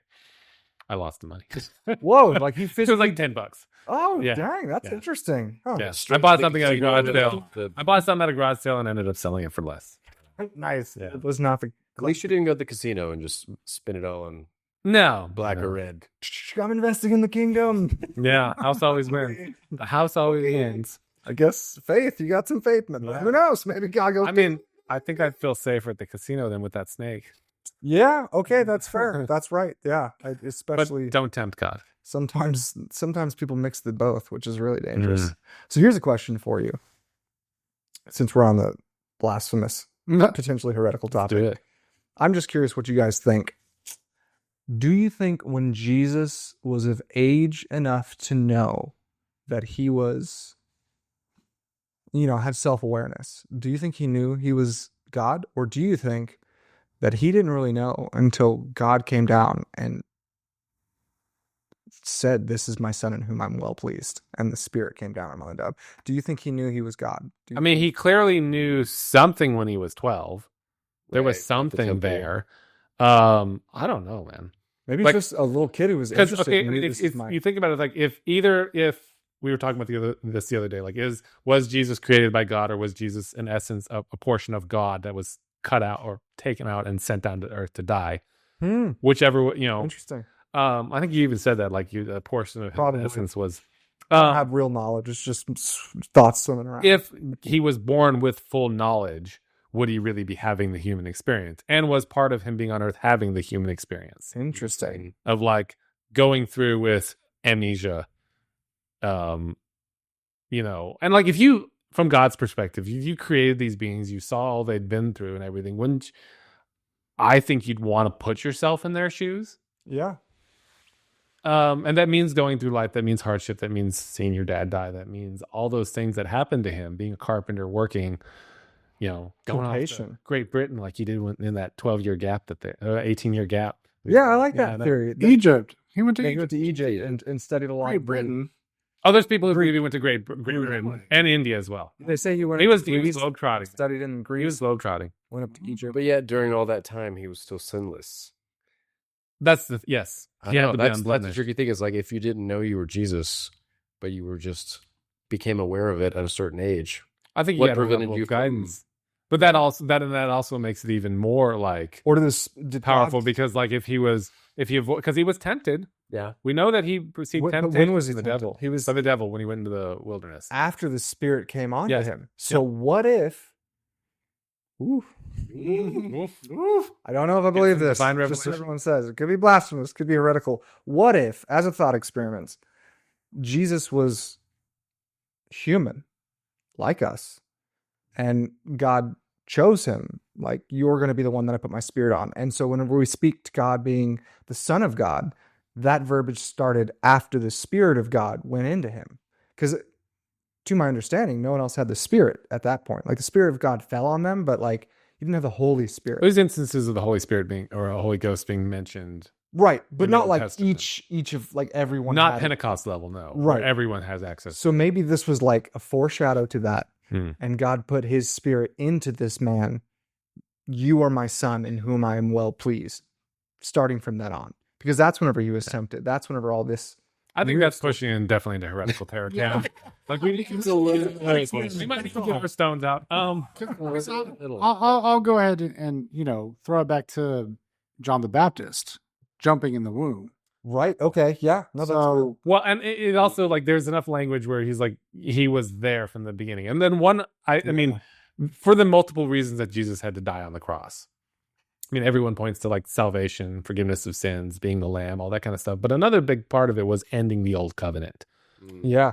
And he says like the way that you end a covenant is if the husband dies in the relationship, the wife is then free Mm-hmm. to go and marry another. And so if it doesn't make any sense that if God was the one who made the covenant, God the Father was the one who made the covenant with Israel on Mount Sinai, why would his son be the one who has to die to end that marriage? Right. So really the only thing that makes sense to me in that belief structure is that Jesus and God, the Father, whomever, was the one making the covenant with Israel back in the beginning. And he does say, like, I was there with Abraham. I was there. Like, I do lean toward Melchizedek was Jesus. Yeah. I mean, everyone So else. maybe Jesus was outside of time as well. Yeah, he'd have to be. He'd have to be. I think once you add the physical flesh aspect of it and the walking through the flesh as a perfect being, there's something to that aspect, right? I mean, in an entirety and- for and 3 it- years. Yeah. Right. And it speaks to also our eternal souls and what we're doing walking through our own flesh. Right. Mm. Yeah. I do think it's interesting if Jesus had like a oh shit moment where he's like The other argument too is he they're like, stumbled on some mushrooms and he like I'm the Messiah. it's like, so, don't try this at home, but I mean, you want to be Jesus? That's really where that leads. But also, it's a poor. It falls short of good logic because then what happened to the human aspect of him? Like, so the Spirit of God melded with the human of God, and like, what happened to the old self then? You know what I mean? Like, yes, we have him in us and we have a relationship with him, but I'm distinctly me. The Spirit within me is a connection to God and to Christ, but like, well, the spirit returns to God yeah, and the soul is us. Right. Like that's how I've always yeah, believed it has to be the soul of the Son of God, of Jesus. It has to be the soul of God to be God. So, well, we argued that was incorrect. Way to go, guys. Good job. Anyone listening out there, don't believe that one. he was immaculately conceived and all that too. So he wasn't just some random Right, dude. that's so Like true. God's like, hey, that guy hasn't sinned at all. Yeah. We could sacrifice him and fix all this. Yeah. Yeah. Yeah, I think God's a little more prepared than that. Yeah. But all of that to say is I think that we as Christians do have to have an open mind to at least exploring concepts like this. I agree completely. You can't arrogantly just be like, nah, dude, I know because I watched a YouTube video that Jesus actually wasn't Jesus until the dove came on. It's like, My pastor never taught me that. I saw that on the podcast. Like, you didn't finish the podcast, man, because we worked it out. It's Right. logical. Right. Keep on listening. Yeah, if somebody blames their whole theology off a short that was done of Timothy You know what? and that didn't finish the thought. Some people do. Yeah. Back to the Hey, dangers. most of our comments are just watching the short. That's what TikTok's so nice. It'll give you what you need right away. Yeah. You don't need the deeper parts, but Yeah. Mm. So food truck. Food truck. Food truck. Baby. Yeah. Oh, yeah. It has been a journey. So the idea was conceptualized probably my second year in the Navy. I think I had watched the Great American Food Truck Race or the show that came out. And I was like, you know what? I worked in the restaurant industry since I was 15. I've done everything from washing dishes to busboy to waiter to bartender to being a cook. I think I can do this. And I think I've got the personality for it. At the time, I had no idea what kind of food I was going to do. I think I even played with the idea of like, I could do tacos. Tacos are easy. And then knowing that I was moving back to Texas, realized there's 1,000 food trucks in every county, taco trucks. So then this happened 2019, it was right before COVID. I was bartending at a pizza place that started as a food truck, and they were kind of my mentors to the whole process. And shutdown happened, had a lot of time just to sit there and contemplate. Had you already graduated college at this point? No, I was still taking Okay. classes at UHB. I was going to school with an international business degree. So on like one hand, I was like, you know what? I could probably get like a consulting job, go back to Asia, do some traveling like I really enjoyed as a kid. On the other side, I'd already done the military experience. I was really tired of working for the man. I wanted to like be my own boss, set my own schedule, do my own thing. And it was right whenever the lockdown happened. I had a lot of time to think. My wife at the time was a news anchor making really good money. So she was kind of like the safety net to be like, you know what? Your wife was a news anchor at the time. Yes. Not your wife at the time was a news anchor. Correct. I don't have multiple wives. Good catch. But, Good catch. Things happen. Relationships change. So she was kind of the safety net that really pushed me to go, just risk it. Like, why not? What's the worst case scenario? It goes completely belly up. It bankrupts, but it's totally fine because your wife is making decent money and we'll be safe. It'll be fine. It's not like we're going to be homeless if this completely fails. Immediately, a thought in my head just went, hold on. Our whole dad side of the family are from Louisiana, have all these Cajun roots. So I just sat there, got on my phone and said, Cajun food near me. Within 150 miles, there was one place, and it was Razoo's, which is like a franchise Tex-Mex version of Cajun food that is just not great, overpriced, oversold. It's just not quality Cajun. Hey, So don't knock the frog legs until you try. don't you knock those frog They're legs. overrated, I think. So immediately, that just sparked the excitement because I was like, oh my gosh, there's no competition. Like, there's no other Cajun food anywhere near me. So started crafting a menu, was looking at building out a trailer from scratch, and I'd watched 1,000 YouTube videos of all these different guys that have done custom trailers out of just like cargo trailers that they scrapped out. Our older brother Colson was hanging out at the time, and he's like, hey man, you're not going to do it. You're going to try to build out this trailer. You're going to drag your toes. It's going to take 9 to 10 months. Hey, You're probably man. you're probably just not going to succeed. You should just go ahead and just buy a truck that's already fully decked out. I was like, yeah, man, but have you seen the price tag of some of these food trucks that are just ready to roll? Yeah.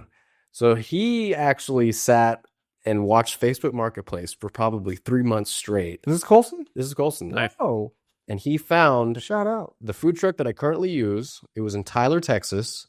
It was manufactured in 2020, so it was brand new.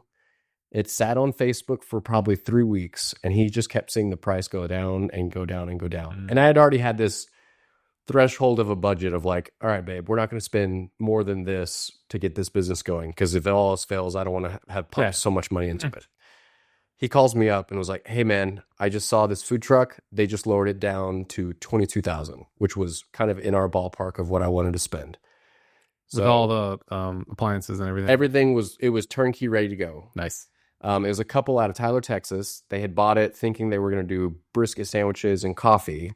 They took it out one time, didn't hardly sell anything. And the wife said, I will never do this again. We have to sell this. So You know what they paid retail on that? they had it made, like they had it manufactured. I think they spent like 38, if not 40 on it. And it already had all the cooking appliances in it. It had a full-size refrigerator, everything ready to go. So they lowered it down to 22. My brother Colson calls me. He's like, hey, man, we should go look at this. I call the listing, and they're like, hey, man, if you're interested in this, you got to come today because tomorrow there's a guy coming from Austin, and it sounds like he's going to grab it. So we drove up to Mom and Jim's place in Hyco, borrowed my stepdad's truck. I didn't even have a pickup truck to haul the thing yet. Borrowed his truck, drove out to Tyler, was able to kind of talk them down. I ended up getting it for 20. They cut me a deal because the guy was just like, hey, man, you seem super passionate about this. I think you're going to do really good things with this thing. Like, we'll go ahead and cut you a deal. And like, if you just give us 20, it's yours. Went and got it same day. Brought it back to Hyco. It sat at my mom's house for probably 4 or 5 months while I Think it's curated. 2020 now? This is 2020. Okay. It was back in their, they have the like Yeah, you're right. RV I storage. remember it was right as we were leaving. That's why I was asking. So I left it there because I didn't have any other place to put it. And obviously I was not ready to start this adventure yet. So I spent the next few months curating a menu, got with a lot of my dad's sisters to try to pick their brain about like, hey, like what was Lula May? Lula May is my grandmother. So I should start with that. Named the business after her because I wanted to pay homage to her. I was going to try to use some of her recipes. I was like, it's only fair that this is going to carry on her legacy. So your food truck is your child. It's my baby. It's my very messy and expensive baby. So talked with a lot of my aunts. But it makes you money. It does. Your kids don't tend to make you money until Yet. you start working them in the fields. Yeah, When they turn around 7 or 8, you start working them in the field. There you go. exactly. So try to curate a menu, try to use a lot of Lula Mae's recipes. The issue was she was just a very traditional cook who would just kind of cook by Eyeball it. pace, little pinch there, little pinch here. So I got some like ballpark recipes from all the aunts and went over to my dad's house. We spent like an entire weekend of just trying to at least nail down 2 of the recipes. It was the gumbo and the crawfish étouffée, which are 2 of our really top sellers.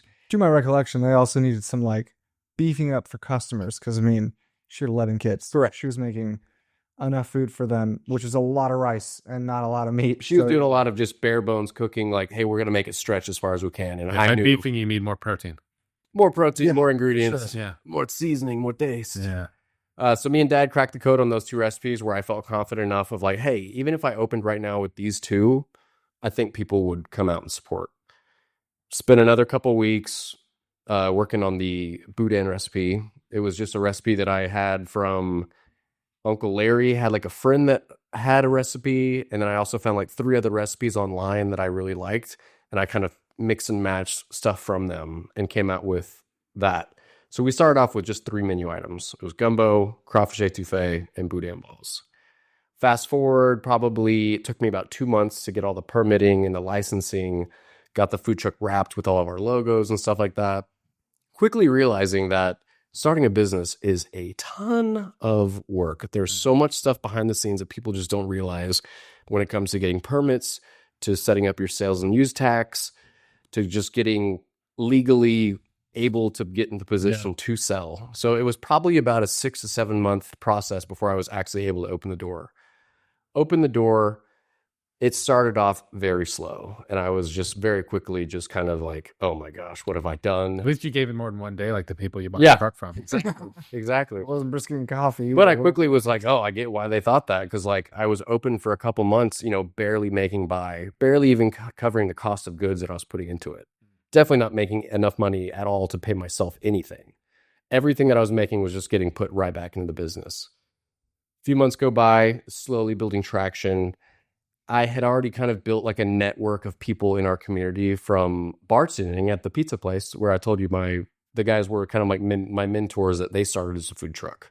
They were super helpful in giving me all of these different contacts at different events to go check out. My customer base that I had built over the years just working at their restaurant started kind of following the food truck, coming by and supporting. Within the first year, which is kind of unheard of, we actually were in the green. And we were making money. It wasn't a lot, but we were making money. It wasn't losing money. First year goes by. I learn a ton, a lot of mistakes along the way, even asking mentors for help and kind of ideas. I had a completely different menu than, they made pizzas. I was doing a whole different Cajun setup. Mm-hmm. Kept just building word of mouth clients, was literally saying yes to every opportunity that showed itself. Anybody said, hey man, can you come set up our food truck at an apartment complex or an RV park? I was just saying yes to everything. Sometimes they were good events, sometimes they were terrible. And I would go out there and spend 8 hours to make $100 and go, what have I done? Dialed it in, really started making things more efficient, hired a couple part-time employees, kind of help with the workload. Because at this point in time, I was doing everything myself. Setting up, cooking the food, cleaning, doing the payroll, or not payroll, just doing the accounting. Do the payroll for me. How much money can I keep after the month is done? Just doing all of it. And it was very overwhelming. Our stepbrother, Jimmy, got out of the Air Force, moved back home with mom and dad because he didn't really have a game plan of what he was doing. He was a super big help for those beginning stages. He would come down on weekends, help me do these big festivals, pretty much free of charge, just saying, hey man, if you can just pay my gas to get back home, I'm going to come help out and just give you as much sweat equity as I can. So I owe a lot Never to Jim gives up. Klein. Same kid, but now it's working in our favor. Glad we're close to him. All of that hard work that we ingrained in him at a young age really came back to pay off. Mm-hmm. So I owe a lot to Jimmy for those first 6 months to a year and a half of the food truck actually being successful. Fast forward, we're 2 years in, our name is out there. I'm getting to the point where I'm not reaching out for events anymore. I'm waking up with invites just via Facebook Messenger, Instagram, text messages, emails. Hey man, we heard about your food from so-and-so. We would love you to come do this. So I'm like, okay, now I'm not trying as hard to promote the business. It's already just kind of coming back. Self-promoting. Yep. 2 That's years good in, reputation, good food. Like, right. yeah. And that's really key. And that's where I have like a lot of hard time of letting some of the control go to let my employees be a little bit autonomous. Cause I'm like, I have this standard and this is what has created the brand so far by having this quality just on repeat. Coupled with a personality that you don't like to ask for help. You just like to put it all on your shoulders. That as well. That as well. But food truck is doing very well for itself. This is year 2.5. And right at this intersection was a huge leap for me because it was right when my wife was deciding I'm getting really burnt out of being in the news and I'm really considering quitting this job. She was up to re-sign her contract. She was either going to sign a contract for 3 years or say, I'm done and we're just going to live off of the food truck income, which was super scary for me at the time because I was like, oh, that was my safety blanket and you're about to just rip it out. And this is either going to make it or break it. And we either sink or swim. So this was kind of before I rededicated my life to Christ. So there's just a big burden on my shoulders. I was feeling very stressed out, very overwhelmed, dealing with a little bit of burnout. And Timothy was planning on moving back to Texas to go to a flight school program. Is that right? Yeah. So the original plan was he was moving back to Texas to a flight school, but he was waiting on some medical jargon to get done. So he hadn't officially gotten accepted into this program. I just knew he's moving to Texas. Well, everything works out in God's timing because his medical stuff got put off. Worked out for you. It got delayed. It worked out for me, but I think It worked out for me too. It really did. God Like, I'm knew just that kidding. I needed help at the time. Yeah, I know. I'm kidding.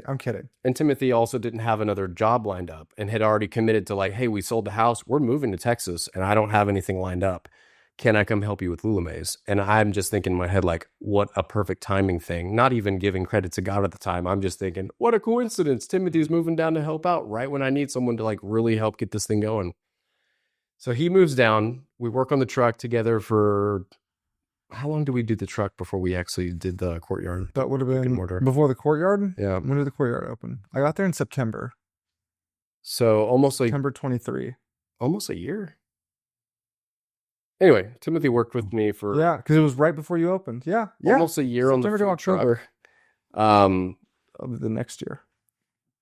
in between these times is kind of whenever I had that revelation and really rededicated my life to Christ. And No, it was just before started- this. Was So it before this? yeah, it was. I mean, Correct me if I'm wrong. both of us kind of had this just like tidal wave of life is crazy, and then we intersected. But because you also had that event, kind of a tragic event over at Fire Street. And this was all before I had come down to Texas and you getting sick. Because I got that. I remember distinctly getting the phone call like, "Whoa! Now he's not just a brother; like he's a brother." I remember being really excited about that. Okay, So, well, that was before you moved. yeah, it was right before. I think it was right before.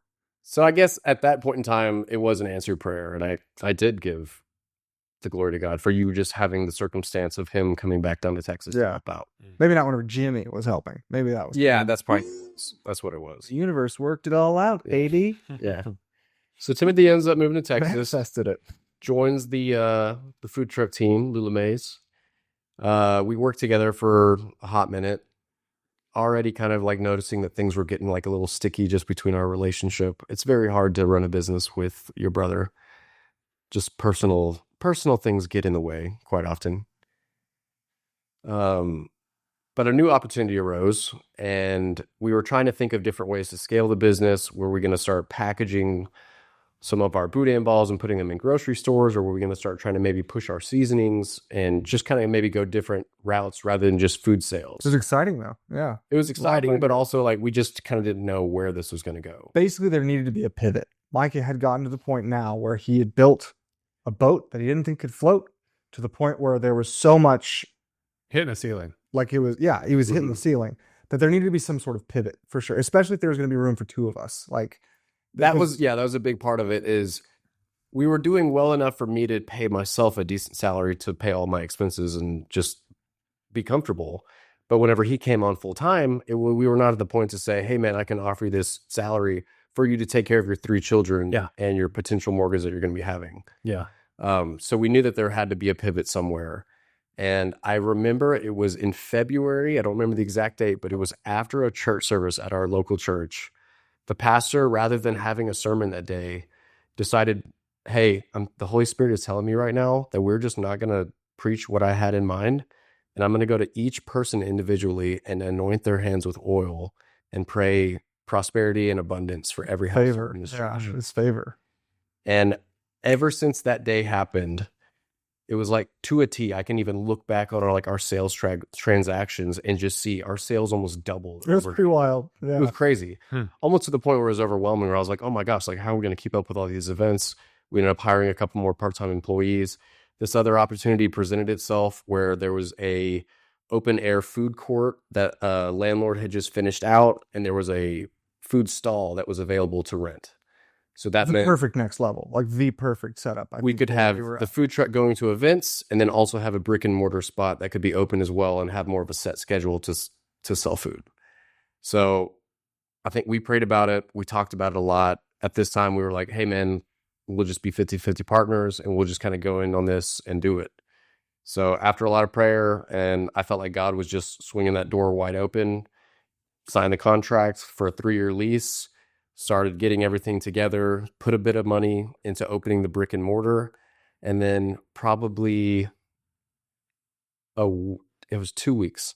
2 weeks before the brick and mortar had its grand opening, Timothy goes, hey, man, I have to have a conversation with you. I was like, uh-oh, what's happening? What's going on? It was difficult, man. I struggled big. I was like, oh, how am I supposed to do this to him? Listen, man, I know that we committed to doing this together, and we were going to like go forward and be 50-50 partners and really like blow this thing up and just make it take off. But I just got a job opportunity that I just can't pass down. And they're offering me this much with full benefits. And I have 3 kids. It's in aviation. It was in aviation. Which my dream. That was his passion. And that took a long time for me to like sit back and just remind myself that this was my dream. This was my baby.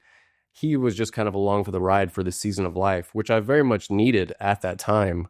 But I had to kind of like give you, I wouldn't say grace, but to kind of like not hold a grudge that you were just kind of bailing ship on me last second. To like, hey, we just built this up and you're about to have this whole other headache and I'm deuces. See ya. But he held it well. I remember whenever I told him like the sheer terror that hit his face, and he went, dude, that's so exciting for you, man. Do what you got to do. It's like, oh, I can read what's behind that, man. Yeah, deep inside, I'm so sorry. Like, do what you need to, man. Yeah. This is going to be crazy. You bit your lip well, and you did. You wanted what was best for me, I think, ultimately. And there was some relief to it, because now he doesn't have to worry about my salary and my... Right. He can go get someone he can fire. I mean, yeah, for a lot cheaper, too. Like, a lot cheaper. Yeah. But long story short, it all worked out, and the business is thriving right now. Where are you guys located? We're out of Temple, Texas. So our brick and mortar just opened up in November. That's when we had our big grand opening. And it is slowly but surely building some more traction. It's just always different whenever you have a standalone spot that you're hoping customers show up to, rather than you can take a mobile business to whatever crowd there is or other big event. Luckily, our community has a ton of huge events. We have a big expo center that does like a Comic-Con multiple times a year. We've got concert venues that we can get invited to. So the food truck always remained profitable throughout this whole thing, because we could just go find the crowd, set up, and almost have a guarantee of making. But that's also marketing for the brick and mortar, right? Too. Right. So as of now, the stall is building traction, and I've been noticing the sales have been going up. Mostly, though, it was such a blessing just to have such like extra space to prep out of, because we were literally cooking things in my home kitchen, making insane amounts. We would never tell the FDA that. Gumbo and rice. Boudin, mostly. Yeah. Dude, these are huge pots, because the amount we were making were like, he needed a place. He needed a commercial. I needed a prep kitchen regardless. These are like, we had a paddle with this pot. We'd take turns. He'd hold out, just like flexing every muscle just to get this thing. Just to stir all this Boudin mixture. Yeah. It took hours. But not only was it the perfect space that let us branch out and kind of have like a home base to prep out of, but our landlord is just a fantastic guy. He's always there to help. He's very pro small business.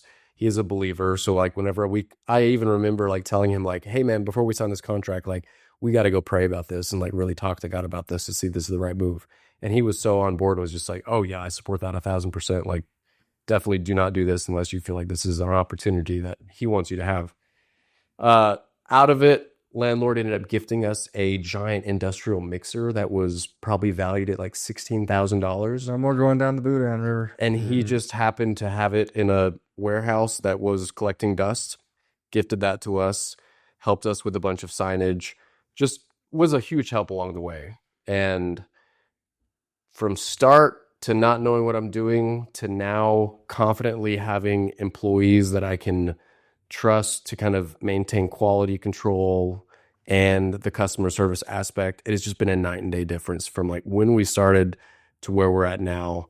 And that being said, I don't know if I'm going to be in the food industry, long term or forever. They're difficult margins. They are. Difficult margins, but I will say out of most jobs that I've had, this one strongly makes me trust on the Lord the most because the income is just so variable. Yeah. We'll have awesome weeks where I'm like, dang, we just made like $10,000 in a week.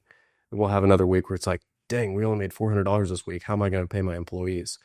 So out of all of it, I think it's been the biggest blessing to get me closer to God and just trusting that he's going to provide for those daily needs, that daily bread. I might not be a millionaire selling Cajun food in Temple, Texas, but he's going to provide for everything that I need. So out of every job that I've ever worked, this one, I think, has brought me the closest to just trusting on the Lord, for sure. Very cool. But it's been an adventure. And who knows the lessons you're learning now that'll transition to future charters or endeavors that he kind of has you on. I definitely really have the entrepreneurship itch. Franchise, man. Come on, franchise. Thinking about it. Lululemons in every city. I'm thinking Every worldwide. We're brothers. So, But yeah, that's kind of the story in a nutshell. Started from just an idea. And I think the biggest thing that separates an entrepreneur from a thinker is just the risk in taking action. Because everybody has ideas, but unless you're actually willing to like... I've met people who don't have ideas. Oh, well. But you're going on year 4? This is year 4? Yeah. And like he just took a vacation to Jimmy's wedding in Colorado. You're about to take another one, like, and it will still do its thing. Like that's that's huge. That's kind of quick to go. Like a lot of businesses aren't even profitable. And it's wild because restaurants, for sure. Especially restaurants, yeah. And our food truck community in our county are all tight-knit groups. And I've talked to multiple other food truck owners and they're like, dude, I don't understand how you're even making a profit yet. We didn't even make a profit until year 3. Let alone having the ability to hire employees, let alone being able to scale up and get a brick and mortar on top of your food truck.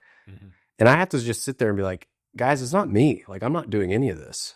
If it wasn't for God giving me these opportunities and just opening the floodgates of blessing, like, there's no way just my work ethic could have done all this. But you did invest your talents wisely in that you put effort into it. You picked something that was a niche. Right. That like it's not just a random taco truck. It's something that you can't find anywhere else. And he scaled wisely too. And like he waited until like, no, this is in need. This is no longer like, ooh, what if we had a restaurant over right. it?